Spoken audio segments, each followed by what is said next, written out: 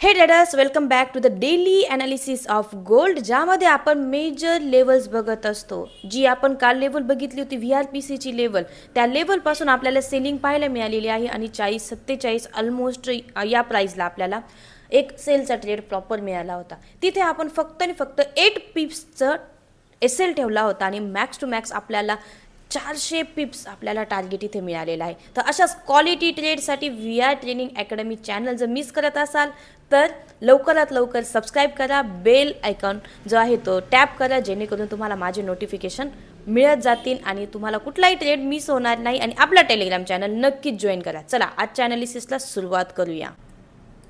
आपण जे ॲनालिसिस आहे डेली चार्टवरून करत असतो. डेली चार्टमध्ये तुम्ही बघू शकता अजूनही जो ट्रेंड आहे तो बेरिश आहे आणि गोल्ड सपोर्ट घेतो आहे 4000 वरती आणि रेजिस्टन्स घेतो आहे 4200 वरती. तर आपल्यासाठी 4000 आणि 4200 जसं मी काल मेन्शन केलं होतं, तुम्हाला कुठलाही ट्रेड लॉंग टर्मसाठी होल्ड करायचा नाही आहे. शॉर्ट पोझिशनमध्ये तो ट्रेड घ्या आणि क्लोज करा, प्रॉफिट बुक करा आणि एक्झिट करा.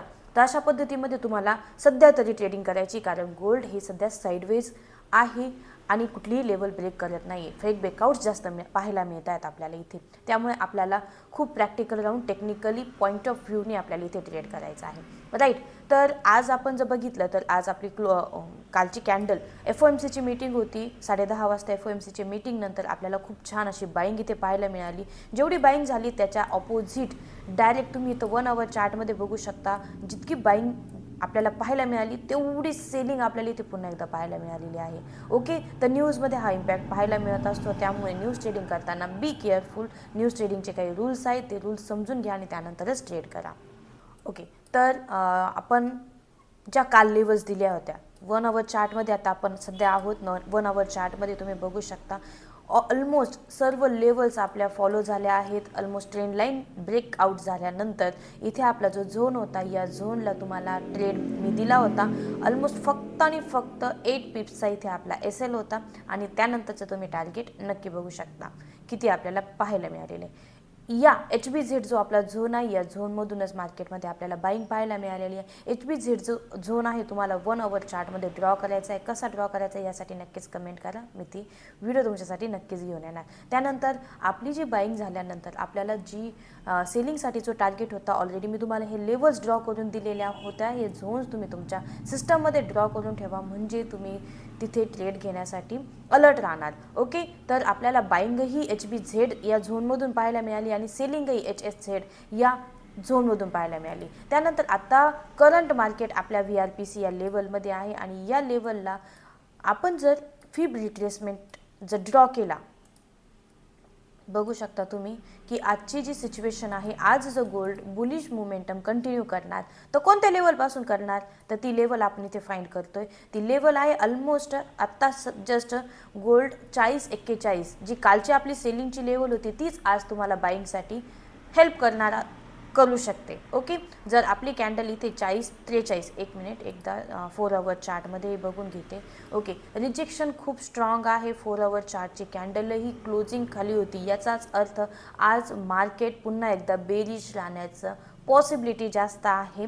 कारण 4 आवर चार्टमध्ये जर आपण ॲनालाइज करतोय तर 4 आवर चार्टमध्ये सेलिंग प्रेशर हा आपल्याला मॅक्स टू मॅक्स पाहायला मिळतोय. त्यामुळे आज ज्या लेवल्स तुम्हाला बाईंग साईड दिलेल्या आहेत त्या लेवल्समध्ये तुम्हाला काय करायचं आहे, 100 to 200 पिप्स कॅप्चर करा. SL तुम्ही ट्रेल करा, प्रॉफिटमध्ये SL लावा, त्यानंतर तुम्हाला छान रिझल्ट मिळणार आहेत. Okay, most of I think तरी मला जो पॉईंट ऑफ व्ह्यू इथे क्लिअर होतो आहे प्राईस ॲक्शन बघितल्यावरती.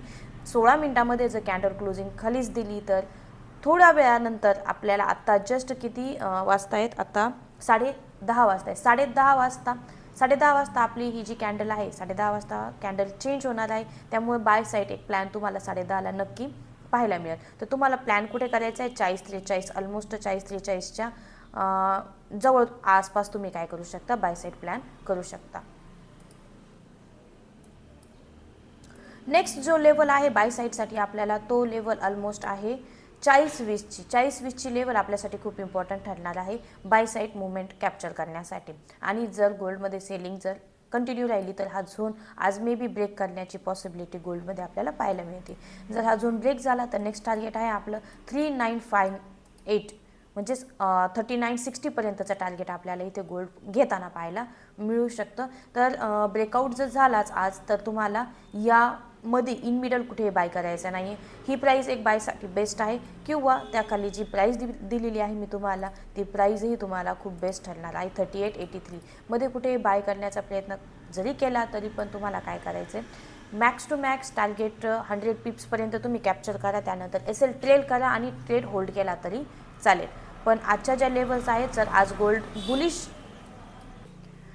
ओके, त्यानंतर जर आज गोल्डमध्ये बुलिश रॅली जर आपल्याला कंटिन्यू बघायची असेल तर 40-20 पासून आपल्याला एक बुलिश रॅली इथे कंटिन्यू पाहायला मिळू शकते जर आज गोल्ड बुलिश डायरेक्शनमध्ये गेलं तर. हा फर्स्ट सिनॅरिओ आहे. आणि त्यानंतरचा नेक्स्ट सिनॅरिओ म्हणजेच जर ब्रेकआउट या लेवलला दिला गोल्डने तर आपल्याला नंतरचं जे टार्गेट नेक्स्ट टार्गेट आहे ते आपल्याला मिळणार आहे सेलिंगसाठीचं. तर हा जो पॉईंट ऑफ व्ह्यू आहे हा पूर्णपणे क्लिअर आय थिंक तुम्हाला झालेला असणार आहे. तर याच पद्धतीने तुम्हाला तुमचे ट्रेड प्लॅन करायचे.